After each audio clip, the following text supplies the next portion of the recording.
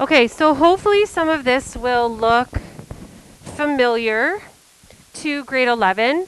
So we are going to review the Arrhenius and Bronsted-Lowry theory of acids and bases and writing conjugate acid-base pairs. Last year, all you had to do was label them as acids and bases, and then if you remember drawing the arrows to say, to connect the conjugate acid-base pairs. This year, we're going to work towards writing our own dissociation equations, just like you did in the last unit. And then we're going to talk about what amphoteric means, and we're going to eventually do some math. So if you printed the note off, you can sort of see where we're going to stop. I've allocated 2 days for this. So we're not going to do this whole note today. So I'm hoping there will be some time after. Okay?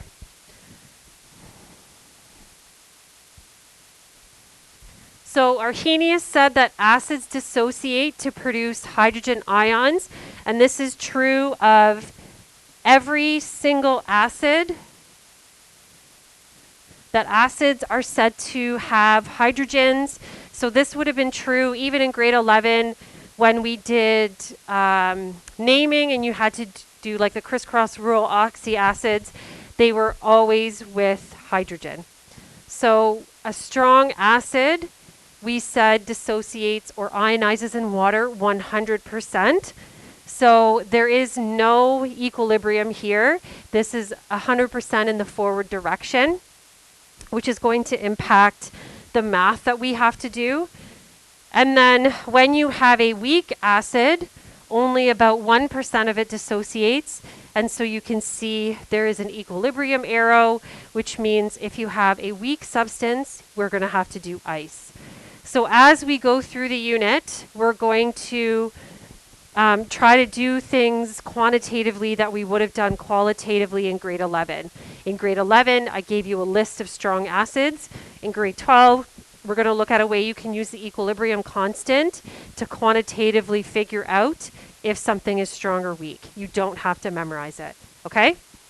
So that's helpful, right? Quantitative is always better. Same thing with last year. This symbol, this squiggle means approximately. So approximately 1% of it dissociates. We don't want to be approximate anymore. So we'll look at a way to actually calculate how much of it is going to dissociate.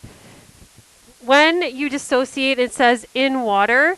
What you're going to see when we talk about the dissociation equations, sometimes we write water and sometimes we don't. Because as you know, once we get into ice, if something is a liquid, then you would cross it out, you don't include it. So then because chemists are lazy, sometimes we leave it out of the equation and sometimes we put it in because it would really sort of just cross out. Okay, so you can decide what you would prefer to do once we start getting into writing the dissociation equations. So bases are similar, Arrhenius said they have hydroxide ions in their formula. And again, strong bases will ionize or dissociate 100%. No equilibrium arrow versus a weak base, which does have reversibility. Only about 1% of it dissociates. And again, eventually we're going to say, well, not just about how much of it dissociates. So the second note or the second technical lesson is also 2 days if you happen to look at your calculator, because just like last unit, once you start to have to do ice, that takes a little bit more time. So there's two periods for that next Wednesday and Thursday. Okay? So then we talked about Bronsted-Lowry, and their theory of acids and bases is much, much, much better because it applies to every single acid and every single substance that can be a base.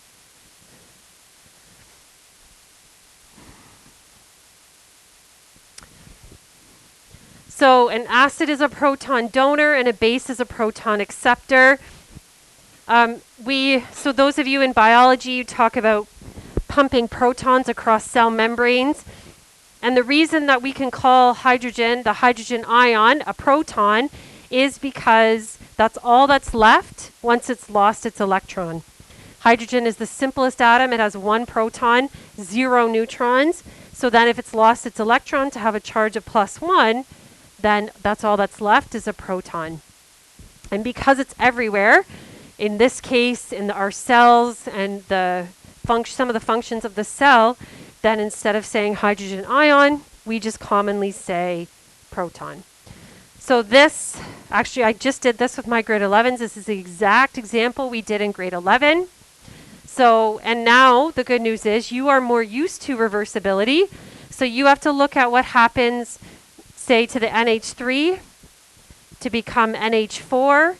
What happens to the HCl to become Cl minus? Is it accepting a proton or is it giving a proton away? And when you do the conjugate acid-base pairs, the only thing that's changing is a proton. So the definition for conjugate pairs, which you can see later, it says molecules or ions that are related by transferring a proton. That's it. So NH3 on the reactant side can't become Cl minus because that's totally completely different. Okay? So you look at the substances that are almost identical, except one of them has one more proton than the other. Usually there's something that's really obvious that can help you.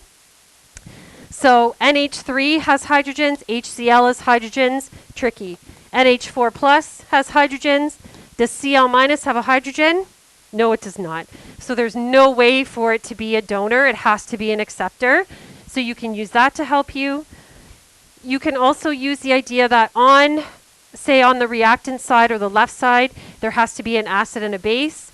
And the product side, there has to be an acid and a base. So if you get 2 acids or 2 bases or whatever, then you're like, shoot, I made a mistake. You can go back and check.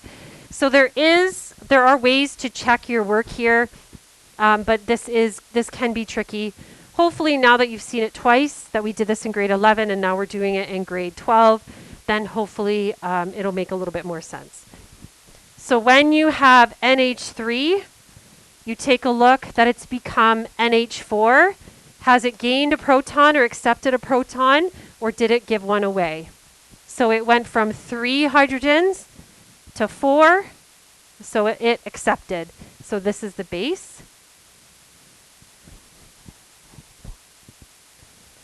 So again, since you have to have a base and an acid, you can't have 2 acids or 2 bases. That automatically makes the HCl the acid. But remember, maybe you even know that HCl is hydrochloric acid, so don't push out of your brain things you already know.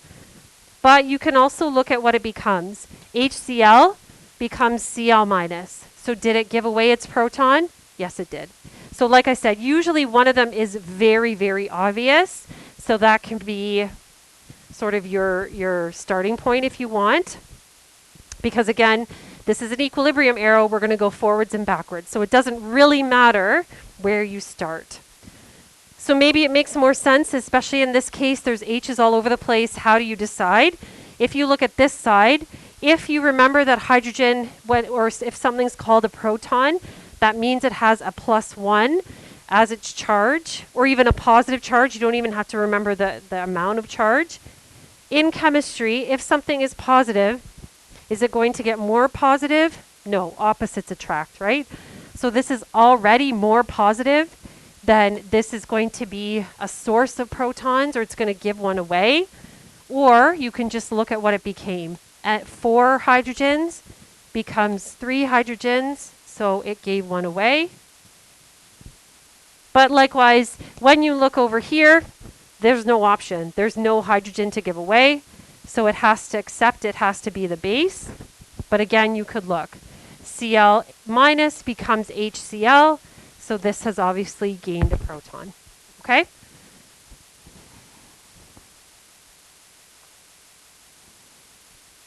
We're going to do the conjugate pairs in a second. So we'll leave this slide clean.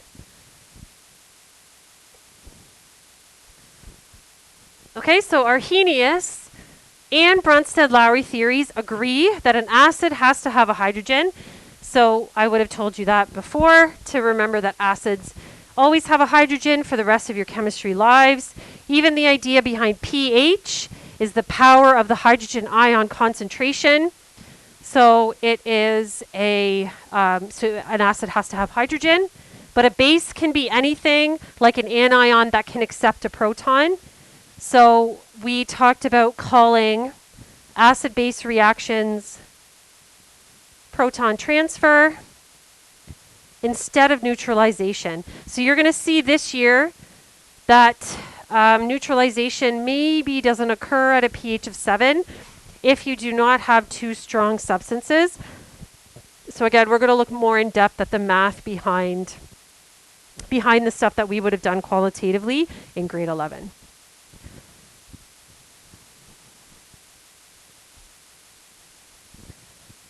Okay, so conjugate acid-base pairs was the second thing that you had to do.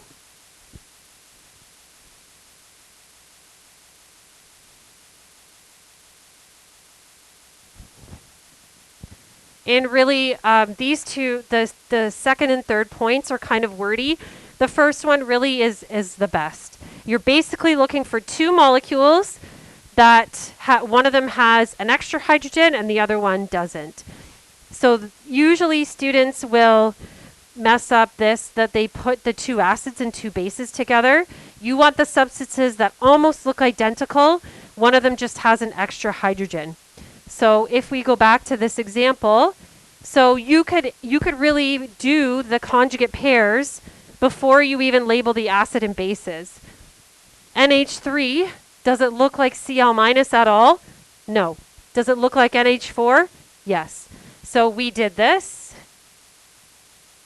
right? To say the conjugate pairs, HCl and Cl minus, related by proton transfer, you can write out the words.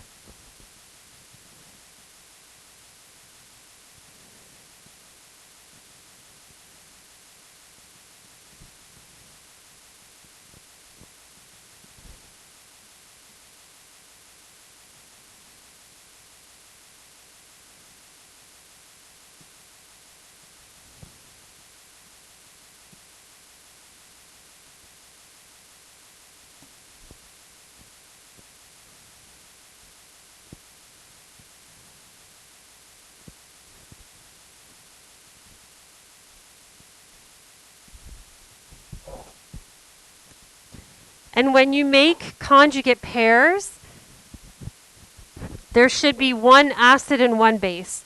So we already labeled these, but let's do it again. So NH3 became NH4, which means it gained a proton.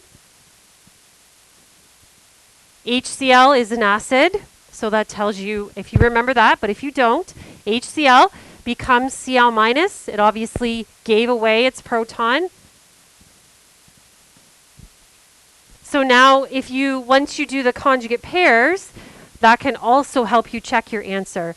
If NH3 is the base, that means that NH4 has to be the acid. But you can just look again, 4 becomes 3 protons. Okay, that's the acid, it gave one away. And again, Cl minus has no choice. There's no hydrogen to give, it has to be a base.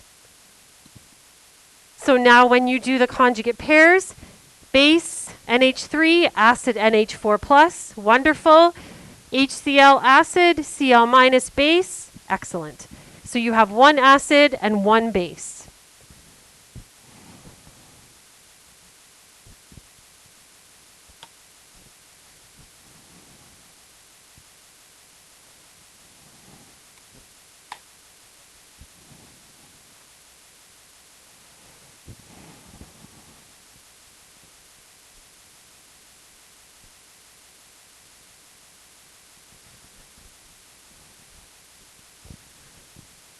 So in this unit, there are really two basic kinds of reactions we're going to do. We're going to do the traditional acid and a base, mix a salt and water.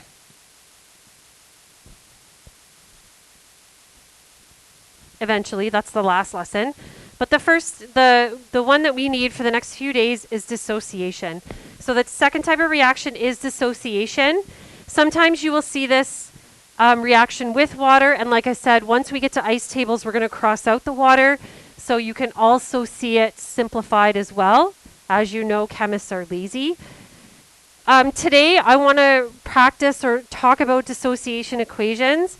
I've told you that CH3COH or acetic acid is acidic. NH3 is basic. Like I said, when we get to the equilibrium constant, you won't have to guess. There's a quantitative way to decide if something is acidic or basic, but I just want to go through the general ideas today. So this, of course, is ethanoic acid from organic.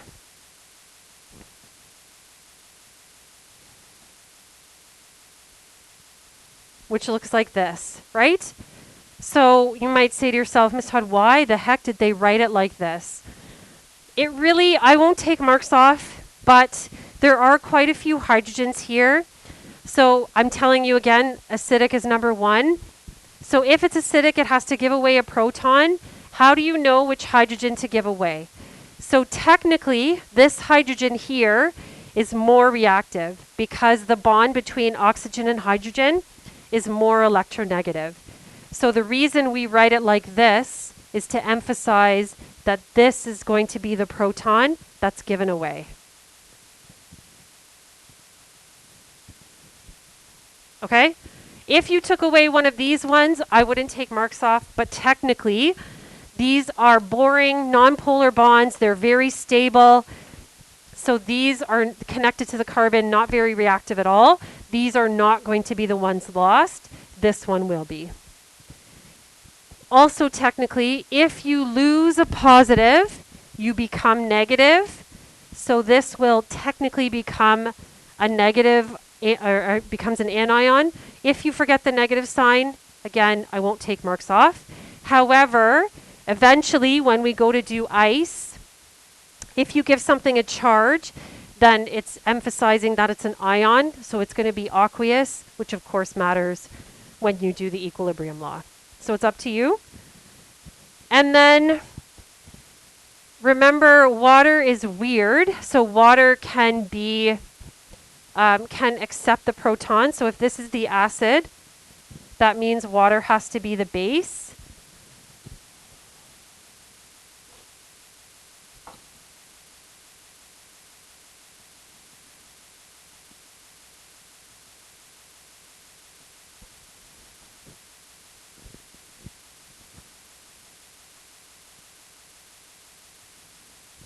So water can become this hydronium ion, which again, we're going to see over and over again. So this is, we defined it, I guess, in grade 11. Actually, I think this was one of the polyatomic ions you had to draw in the first unit, but that's what this is called. So water is so unique. That's why Bronsted-Lowry is a better theory, because you can talk about proton transfer instead of just H and OH, like Arrhenius said. So same thing here. I'm telling you that this is basic. On Wednesday, we'll look at a way to quantitatively decide that. So if NH3 is the base, then that means water has to be the proton donor. If water gets rid of a proton, what's left? Hydroxide.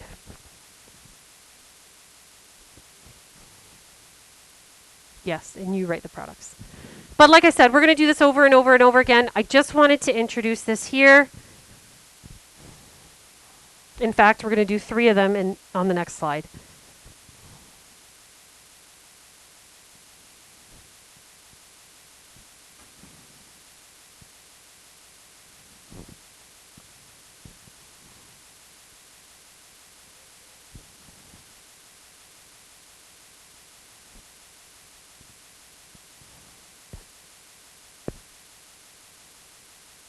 Okay. So it says write the complete series of dissociation reactions for phosphoric acid.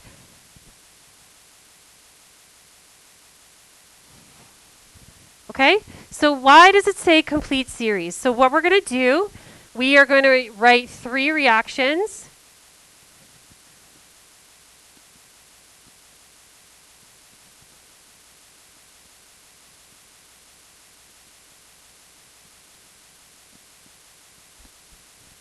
One proton donated at a time. Eventually, should you continue with chemistry, then you could do it all as one, but we'll go through each one separately, okay? Dissociation, again, that means the other reactant is water.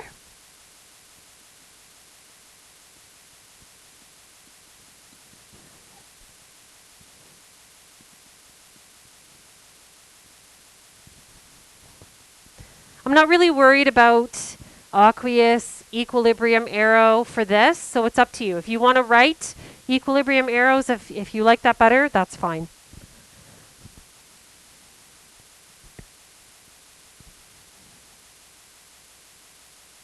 Okay, so it's telling you that it's an acid, which means it needs to give away a proton. So it goes from 3 hydrogens to 2. Okay, we're going to do one at a time.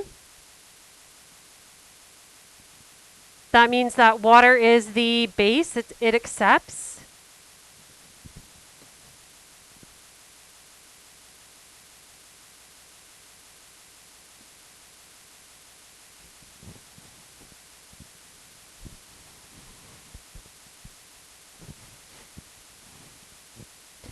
And again, when you do this, I recommend that you try to emphasize it's an ion.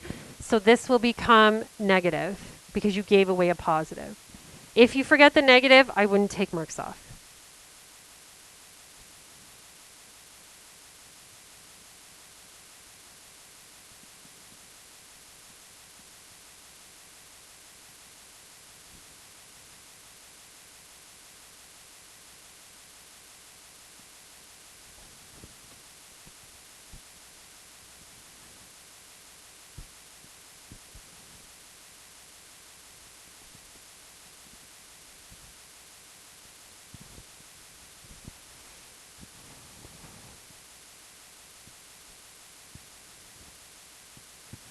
So in the second one, so this is reaction number 1. In the next one, I want to get rid of one proton at a time. So now I'm going to start with this.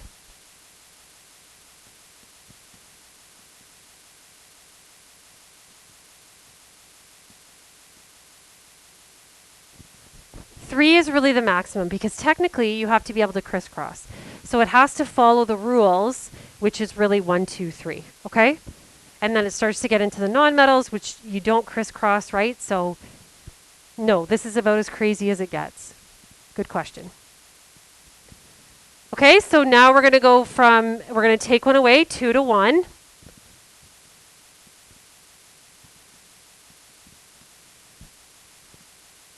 And again, do your best.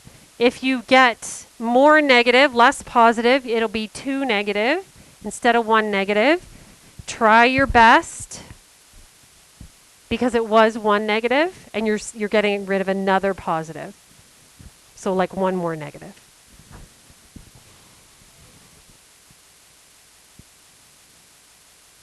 We're doing this and then we need another water molecule. This is the maximum. Once it's positive, it's not going to get any more positive. This is hydronium, always, always, always. That's right. And actually what you're going to see is eventually you can do this sort of like Hess's law. Eventually what you're going to see is we're going to get an overall reaction. There are some things that would be crossed out. So technically, unless you were asked to write the complete series, you could go right to the end. And one of the ways you can tell how far to go, phosphate is a polyatomic ion. And its charge is -3. So that's what we need to get to. So you could go right to the end if you wanted to, but we're going to go step by step, okay? Because now we still have this. We have HPO4, 2 negative, still has a hydrogen.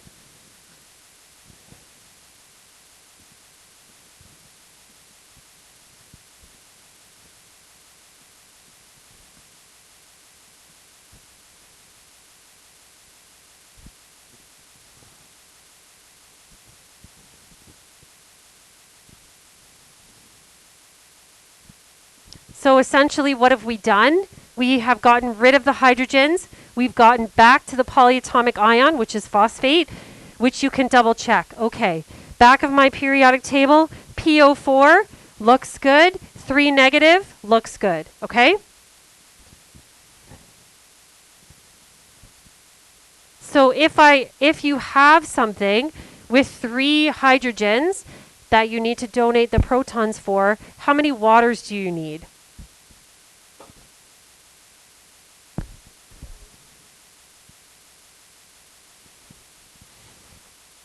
You could do hydroxide, but that's a little bit trickier and less common. Usually the questions are about acids. Good question. How many waters do you need to get rid of 3 protons? If they're on the same side, we add them up. 1, 2, 3. And then how many hydroxides, or how many hydroniums do you get? 1, 2, 3. Okay? So it really does go with the ionic compound rules. In order to write phosphoric acid, we had to crisscross. Then that gives you a clue about how many waters you would need. So let's say you had H2SO4. How many waters do you think you'd need? 2, because there's 2 hydrogens. Okay? So, like it was asked, this is really the nastiest one. 3 hydrogens, you need 3 waters, and 3 hydroniums. So what you could do is go through it. So H2PO4 is a product, and then it's a reactant in step number 2. What do we do with that? What happens? Yes. Cancels, good. Okay, same thing with HPO4, product and reactant, cancel it out. So those are like intermediates. We add the substances that are on the same side, 1, 2, 3 waters.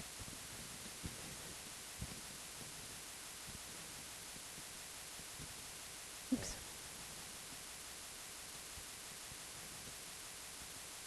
And you make 3 hydroniums. 1, 2, 3.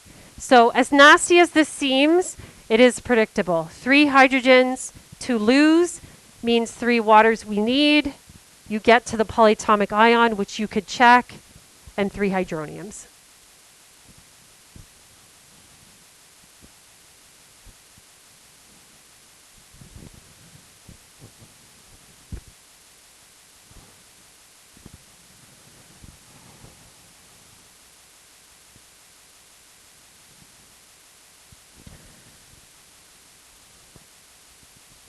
Okay, so there are substances, like water, that actually can be amphoteric. So what's an amphibian? What does it mean to be a frog? Good, it can go on land or water. So this prefix amph implies duality. So there are substances that could be a proton acceptor, which is a base, or a proton donor, which is an acid, depending on what it reacts with. So the most common one is water, which we just saw, actually.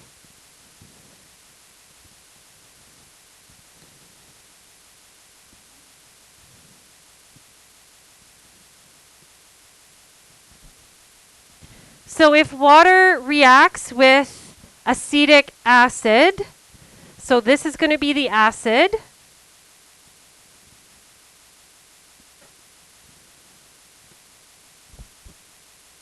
Can't have 2 acids on the same side, so that means water must be the base.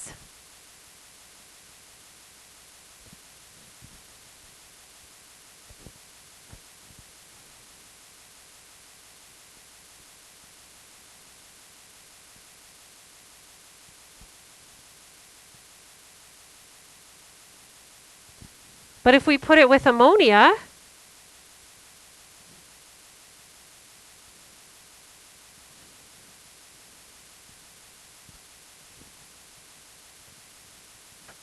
which we know to be basic, then water has to be the acid. It has to be the donor.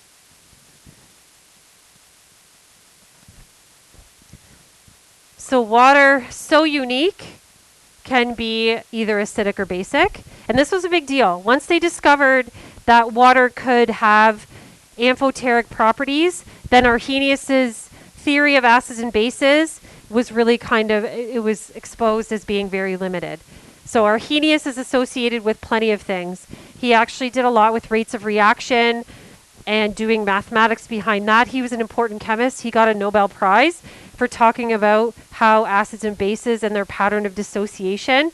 And then once we realized and could do more experiments and found that substances like hydronium existed, then we needed a better explanation. No, they didn't. No. He didn't do anything controversial like Haber.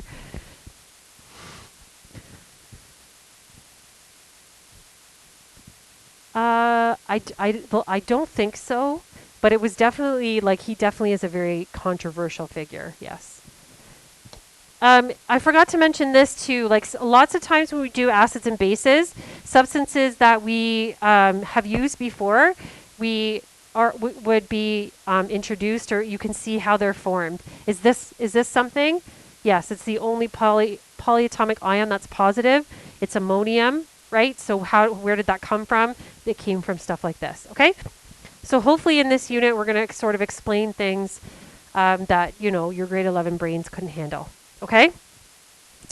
So water can be amphoteric, and there are other substances that can be amphoteric. So I'm going to go back to my phosphoric example for a second.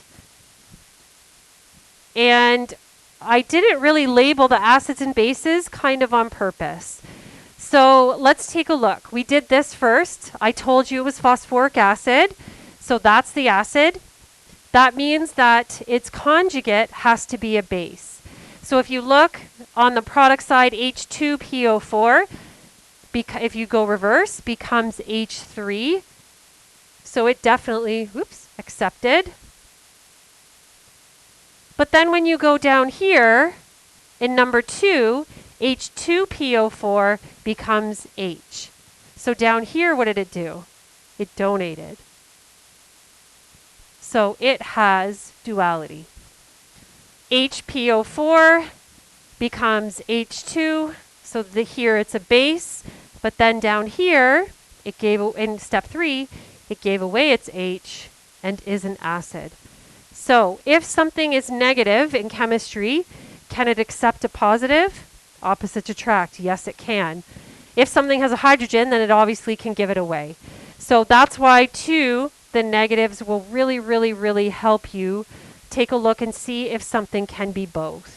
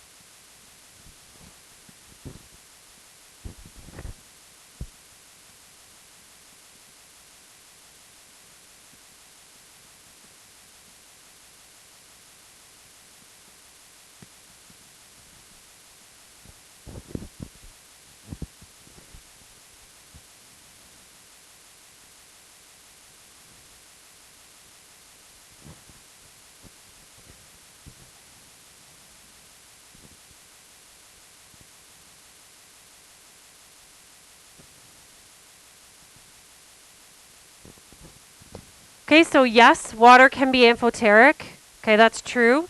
But then if you're given a different substance, if you look at these two things here, what is common about them in terms of acids and bases, whether they can accept or donate protons, they have an H and they also have a negative. So anything that has a hydrogen and is an anion, as well as water, could be amphoteric.